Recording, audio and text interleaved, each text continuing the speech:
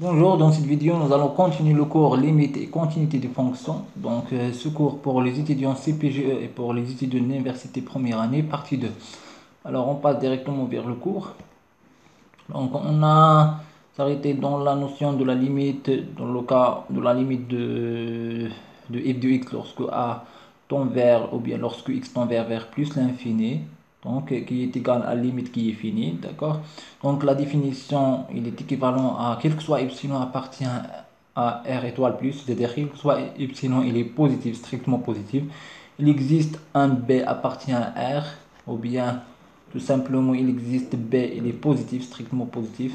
Quel que soit X appartient à DDF. Donc X, il est supérieur strictement à B. Donc implique que f de X moins L, il est inférieur strictement. C'est la valeur absolue de f de X moins L, il est inférieur strictement à epsilon. Alors, concernant le cas de A égale à plus l'infini, L c'est plus l'infini, c'est-à-dire que la limite de f de x lorsque x tend vers plus l'infini égale à plus l'infini. Donc, quel que soit A, appartient à R, il existe B appartient à R, quel que soit X appartient à DDF. X il est supérieur strictement à B, implique que f de x il est supérieur strictement à. Là, le A, on peut le remplacer, ça, quel que soit, par quel que soit A, il est strictement positif. Il existe B, il est strictement positif. Donc, on a, il est équivalent dans ce cas, d'accord? Alors, on passe vers, alors, on va expliquer tout. Alors, après,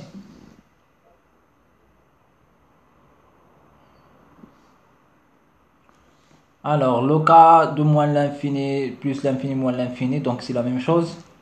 D'accord?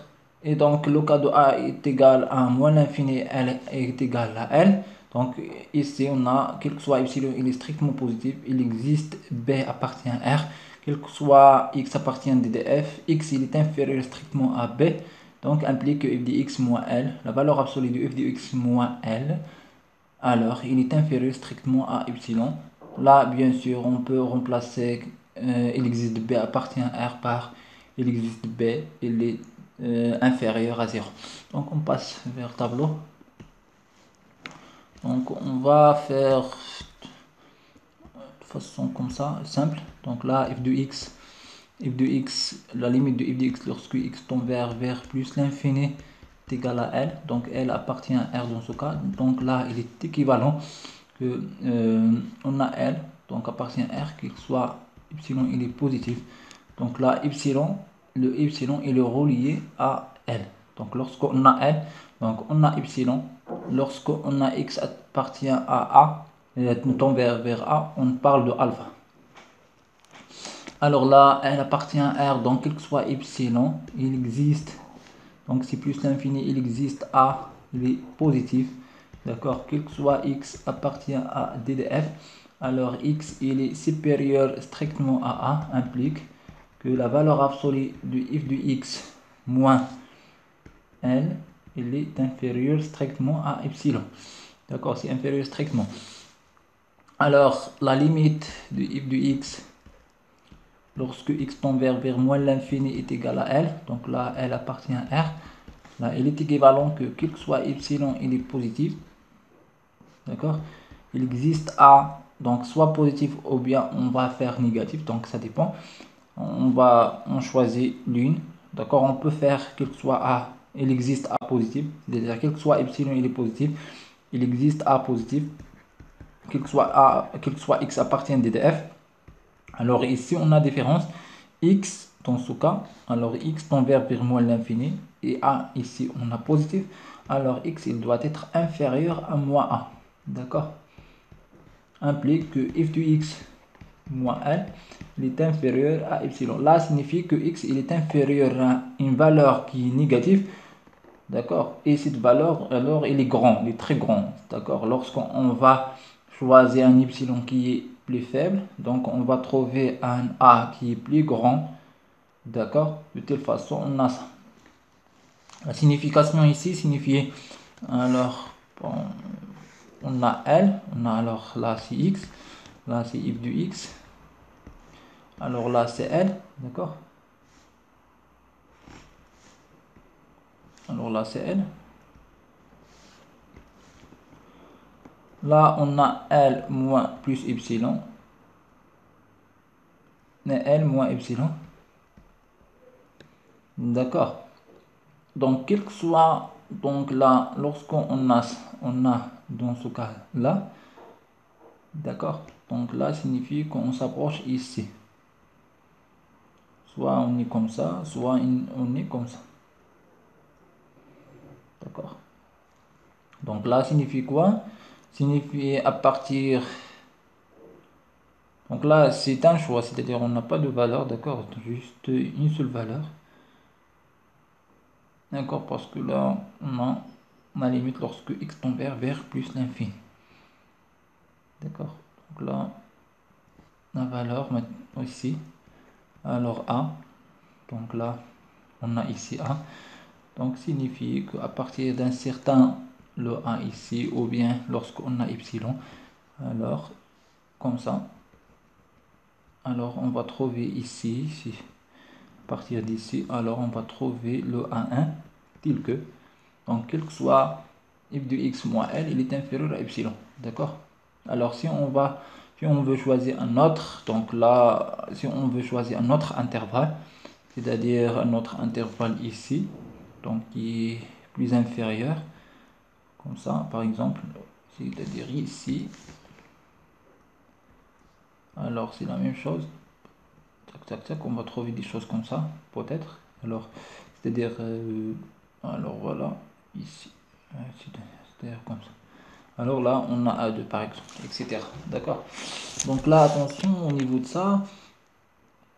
Donc là, f de x, donc on doit avoir une seule valeur. C'est-à-dire cette configuration n'est pas, configuration d'avoir comme ça et comme ça n'est pas valable, d'accord. Mais on va trouver soit on a une configuration comme ça, ou bien on est dans l'autre configuration, c'est-à-dire on a comme ça.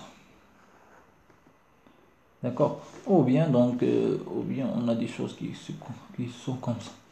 D'accord. Donc là, on a une fonction par exemple qui joue, d'accord,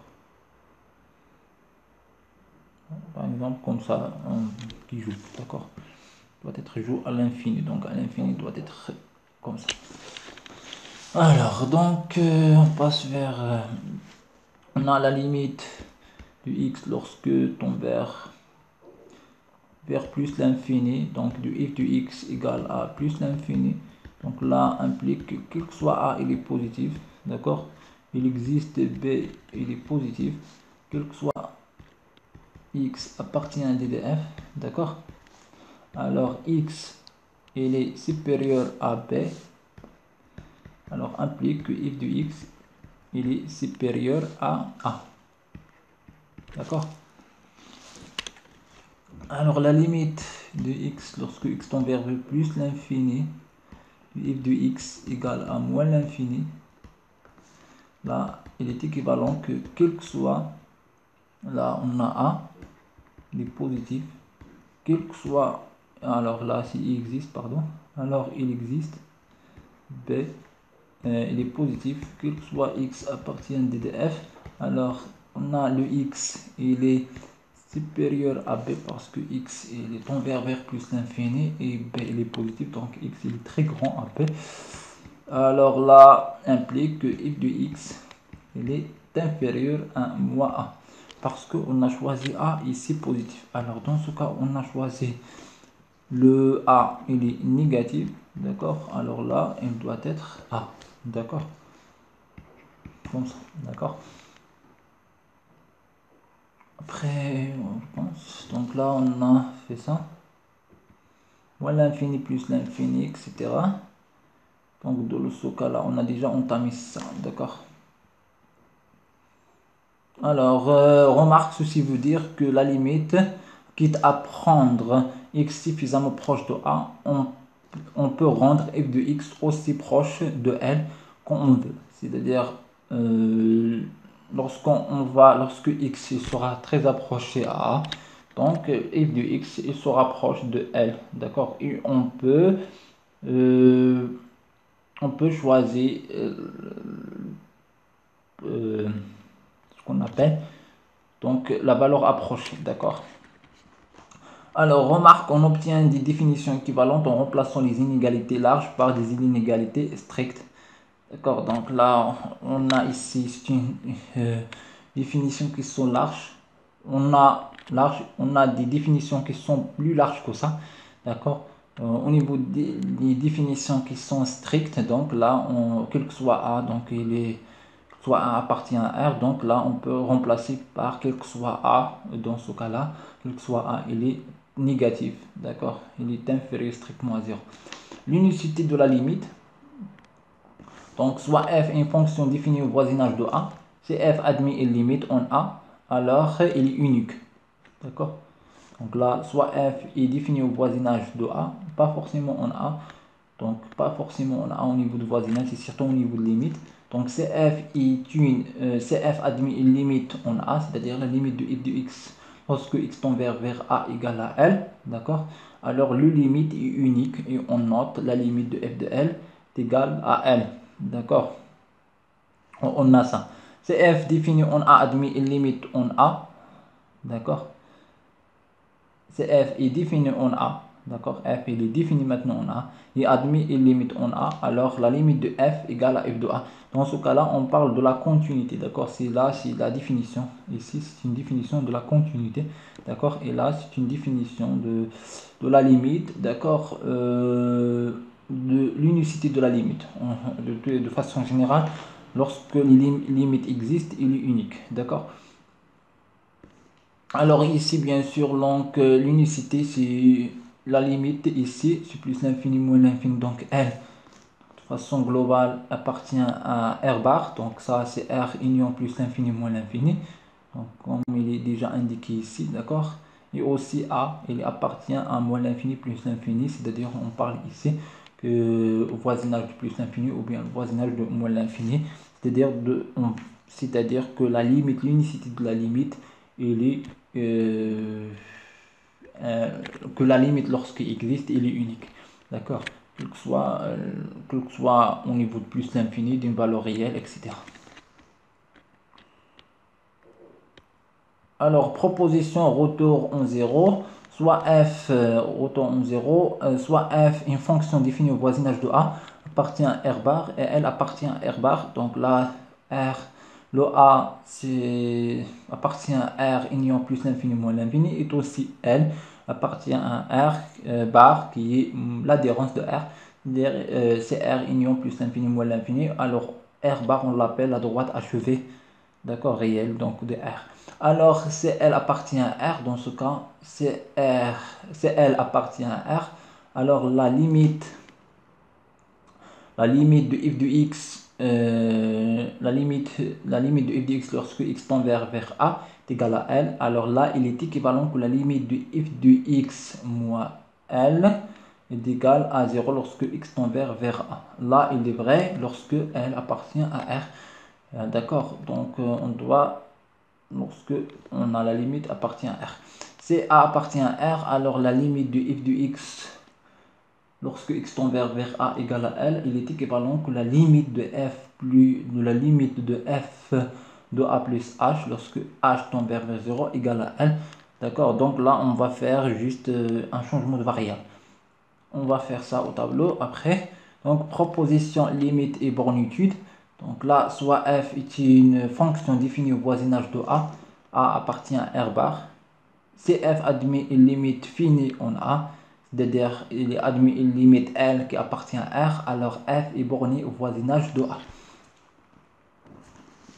Alors vers tableau retour en 0.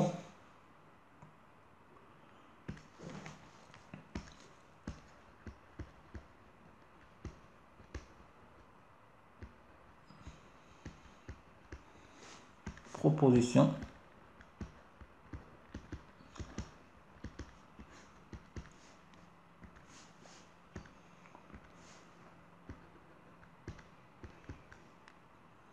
Soit f une fonction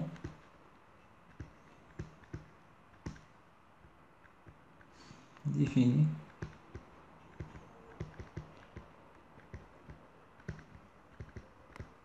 au voisinage de A. Alors on a ici A et L. Donc A et L appartient à R bar. D'accord. Donc là, si L appartient à R, d'accord, alors ici A appartient à R bar. Son global appartient à R bar, donc global. Donc là, c'est L appartient à R, donc là c'est la condition. La limite de f de x est égale à L lorsque x tend vers A est équivalent que la limite. Alors c'est lorsque le f de x moins L lorsque x tend vers A égale à 0. D'accord. Là on a équivalence. Là il est valable lorsque L appartient à R. Donc là L appartient à R. C'est-à-dire lorsqu'on a la limite de x tend vers A de f de x égale à plus l'infini, alors on peut pas parler, d'accord, de la limite, d'accord, de f de x moins plus l'infini, donc moins l'infini, d'accord, lorsque x tend vers A est égal à 0, d'accord, n'a pas de sens, d'accord. Donc là c'est dans le cas où on a le L est réel, donc L appartient à R. Alors dans ce cas là on a la limite, on peut faire ça, la limite elle est équivalente que la limite du f de x moins L, donc lorsque x tend vers A est égal à 0. D'accord. De même, lorsque on a une autre configuration, là on parle de A, alors si A appartient à R, donc maintenant c'est A qui appartient à R, alors L, il est de façon globale, appartient à R bar. Donc la limite du x tend vers A de f de x égale à L, d'accord, là il est équivalent que la limite de h tend vers 0 du f de x de h de a plus h, d'accord,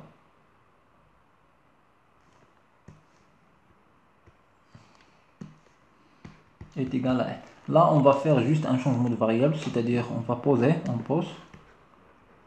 que h est égal à x moins a, c'est-à-dire que x est égal à a plus h. Donc ici lorsqu'on a x tend vers a, alors on a, ou bien ici, alors lorsque on a x tend vers A, donc lorsque x tend vers A, se rapproche de A, normalement, donc H se rapproche vers 0, et on va remplacer x par, ici, par A plus H. De même, on peut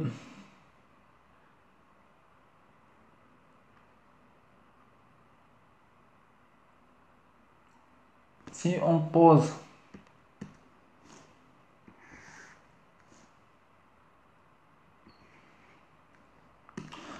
moins H, si on pose moins H est égal à, si on pose moins H est égal à x moins A, d'accord, alors lorsque x tend vers A, on a aussi moins H tend vers 0, d'accord. Donc là, on va aussi trouver que la limite lorsque x tend vers A du f de x est égal à L, elle est équivalente que la limite de h tend vers 0. Donc là, implique que la limite de h tend vers 0 de f de h. Alors là, on a ch, alors c moins est égal aussi à L. D'accord. Alors, soit ça ou bien ça, alors on a équivalence au niveau de limite, d'accord. Et bien sûr, on peut remplacer. Donc là, on peut trouver la même chose, c'est-à-dire remplacer un changement de variable, faire un changement de variable que h est égal à moins h. C'est-à-dire faire un changement de variable que h est égal à moins h. On parle de changement de variable, ou bien grand H. Donc à la fin, on va trouver ça. C'est-à-dire la même chose. Encore là, c'est L. Alors on va tomber ici. D'accord. C'est la même chose. Alors, maintenant, on va parler. Alors, juste bornitude. Ah, voilà. Alors, bornitude.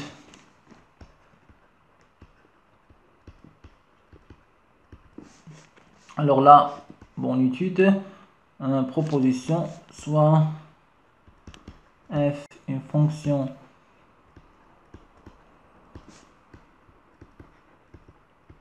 définie au voisinage de A, et A appartient à R bar. Donc soit R bar sur R union plus l'infini moins l'infini ou moins. Donc c'est le droite achevé, la droite achevée de R. Et donc, alors c'est la limite du f de x lorsque ton x tend vers A égale à L appartient à R.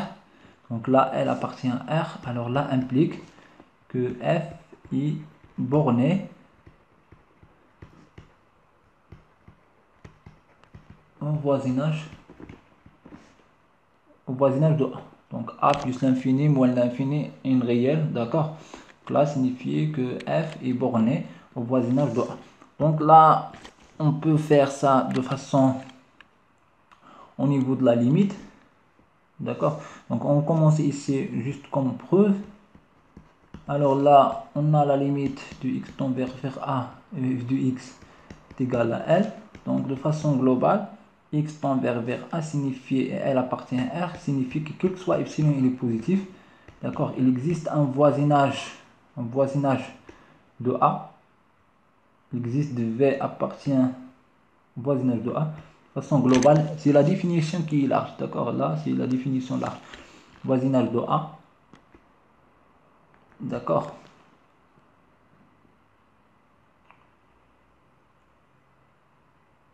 Il existe de V voisinage de A, c'est-à-dire il existe de VA. D'accord, un voisinage de A. Alors il existe de VA. Alors V appartient à R global ou bien R bar, façon globale. Quel que soit X appartient à D de F. Alors X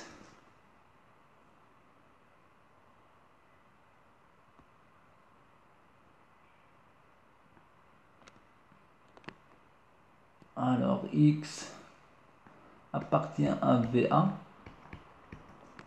implique que f du X moins L est inférieur à epsilon.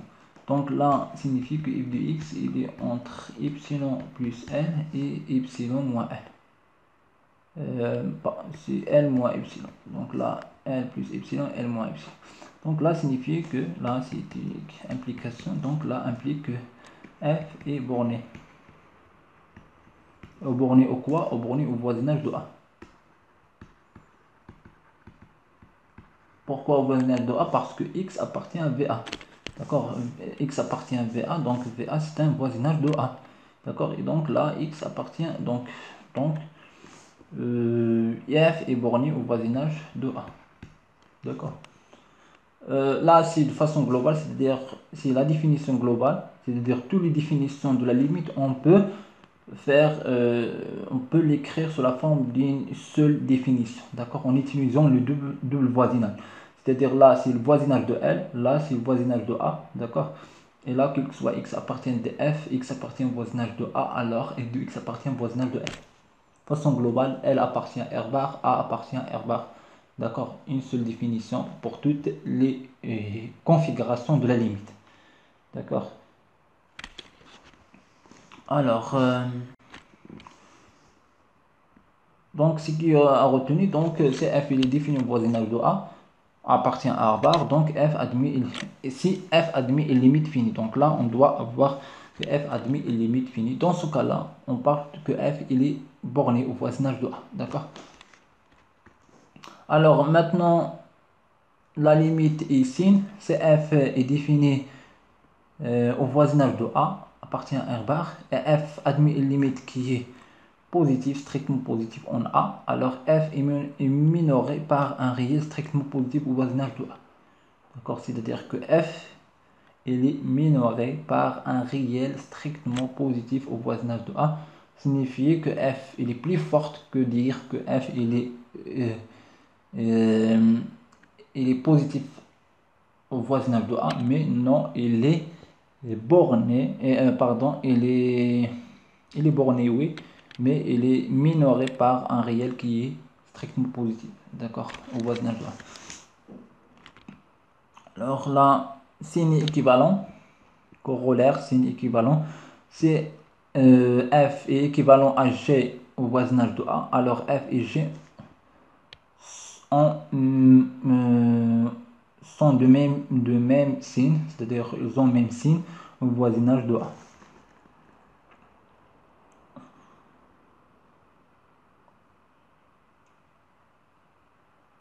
Voilà, donc là,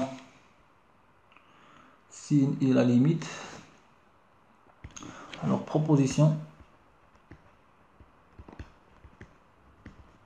signe, bien limite ici.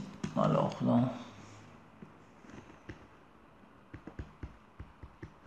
limite ici.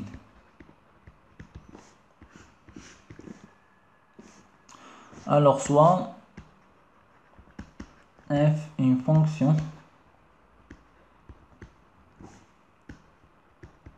définie au voisinage de A appartient à R bar. D'accord. Si, donc la condition c'est f admet une limite finie L qui est positive, strictement positive, alors f est minoré par un réel strictement positif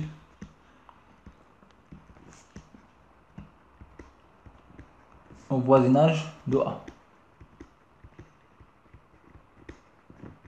Là signifie quoi? Là signifie alors A, alors la limite f de x lorsque x tend vers A, donc là A appartient à R bar, est égal à L. Alors le L appartient à R, il est, vu que ça il est strictement positif, d'accord? Là implique que f est minoré par un réel strictement positif au voisinage de A. Là, intéressant. On notait à ça un voisinage de A. C'est-à-dire là, il est valable, c'est une proposition qui est locale, propriété locale. C'est-à-dire on parle de voisinage de A.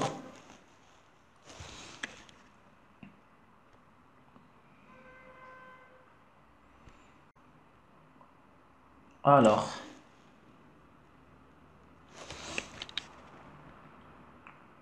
après,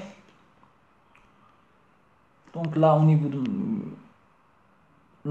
de ça, signifie quoi? Signifie que il existe de V voisinage de A, d'accord, quel que soit. Non, c'est pas quel que soit. Là, c'est à partir d'un certain voisinage.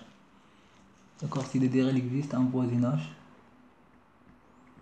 de A, à partir de quel, d'accord, à partir de quel il existe un voisinage de A, à partir de quel il existe alpha, d'accord, qui est positif, quel que soit x appartient à un voisinage de A, donc f de x il est supérieur strictement à alpha, d'accord, ou bien il est supérieur ou égal à alpha, supérieur ou égal à alpha, et alpha il est positif. D'accord, donc là, s'il existe un voisinage, à partir de quel, d'accord, le f il sera minoré par le a, le alpha, d'accord. D'accord, là, c'est la signification. Maintenant, on va passer vers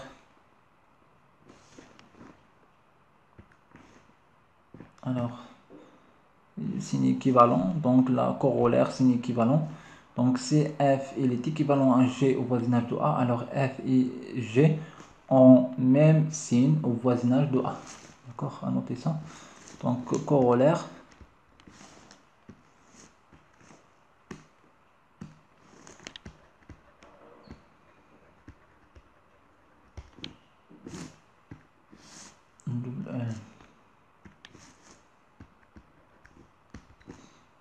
Alors là, signe équivalent.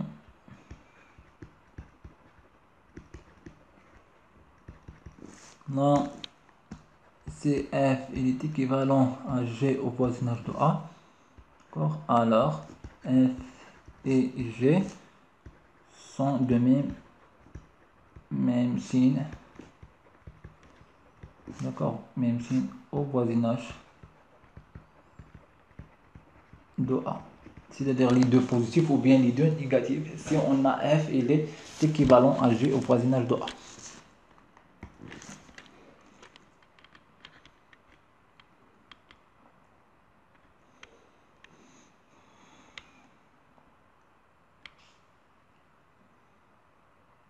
Voilà, donc après,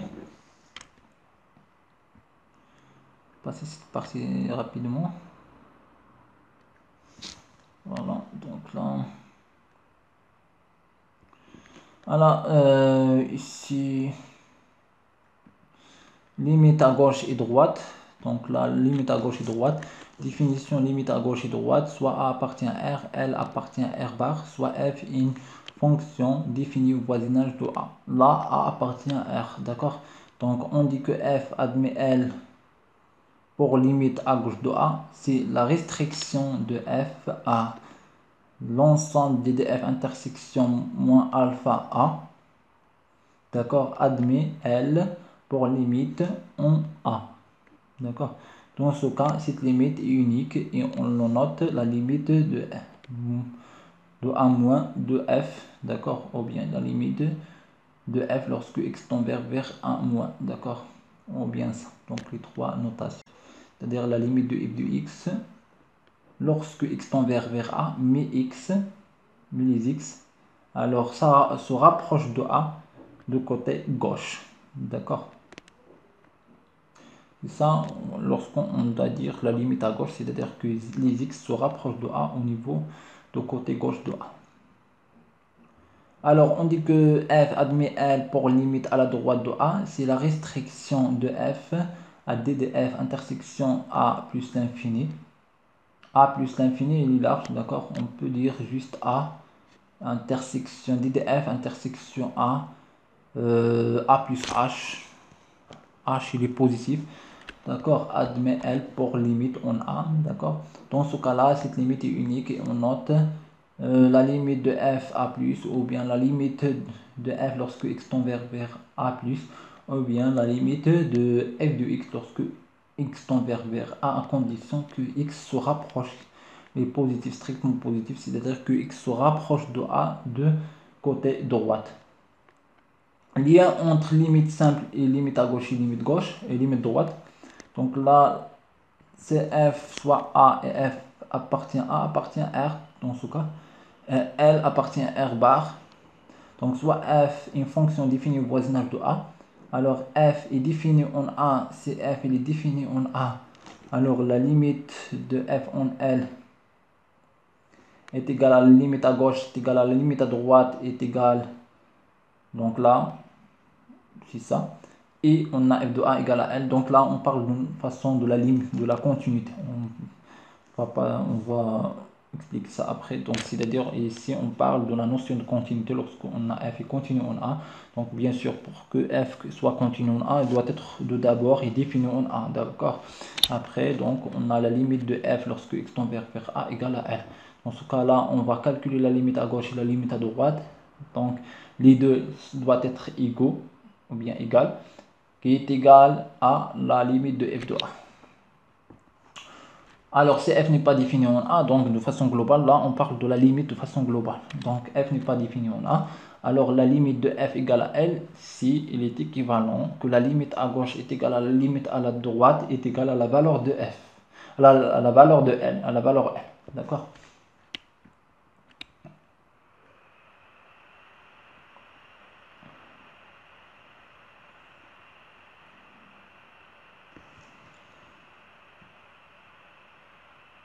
Alors, voilà, donc voilà, on va expliquer ça et on va. Donc, limite à gauche et limite à droite. Alors, limite à gauche.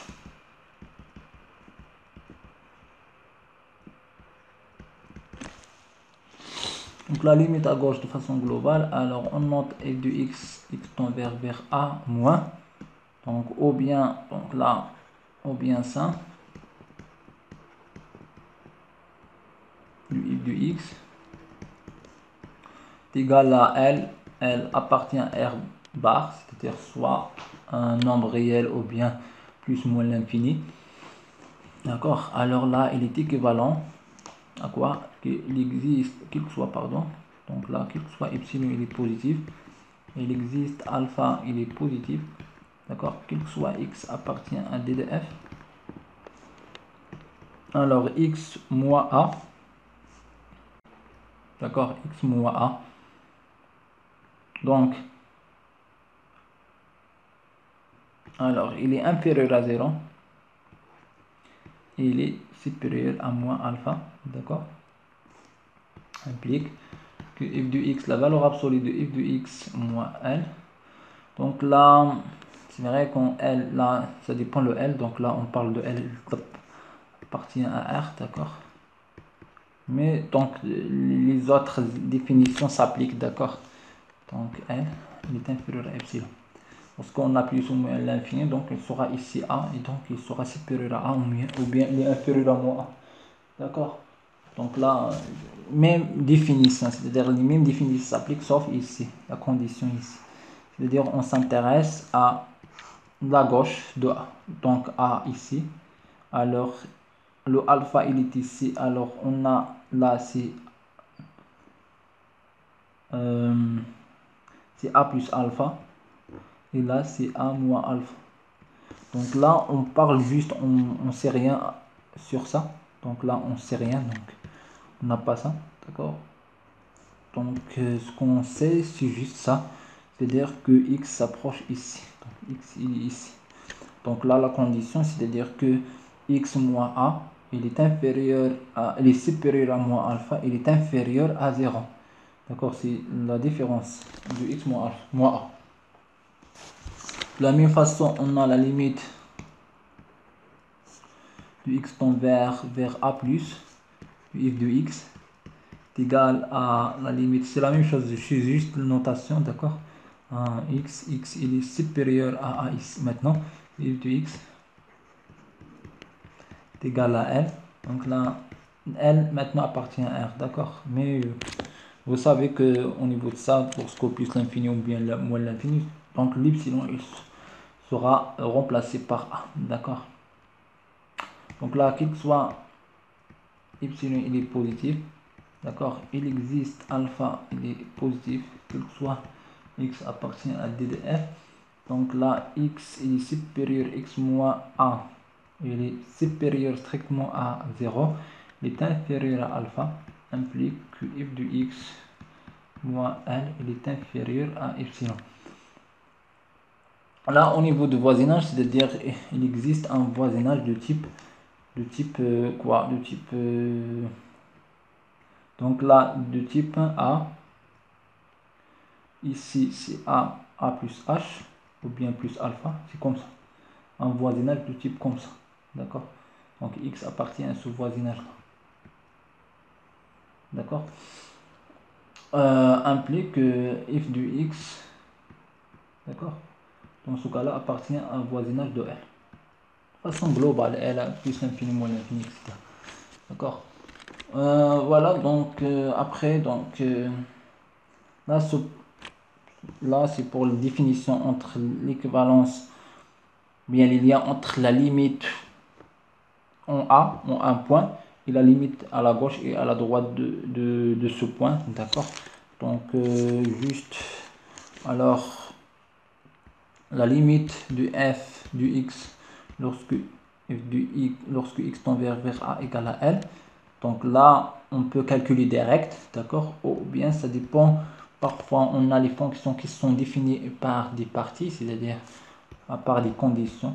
La fonction f est définie par condition.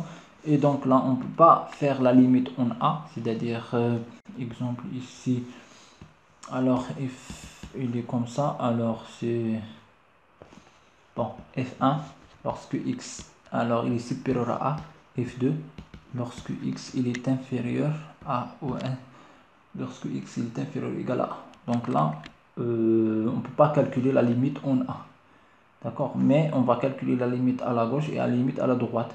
D'accord, et lorsqu'on a la limite, donc là, donc on va écrire ça, on peut écrire ça lorsqu'on a ça.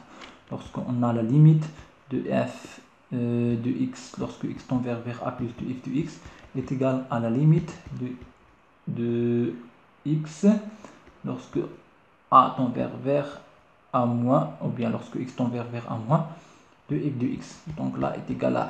D'accord, dans ce cas-là, on a la limite. Dans ce cas-là, on peut conclure que la limite de f de x lorsque x tend vers a égale à 1. Donc là, dans ce cas-là, on va travailler par ça.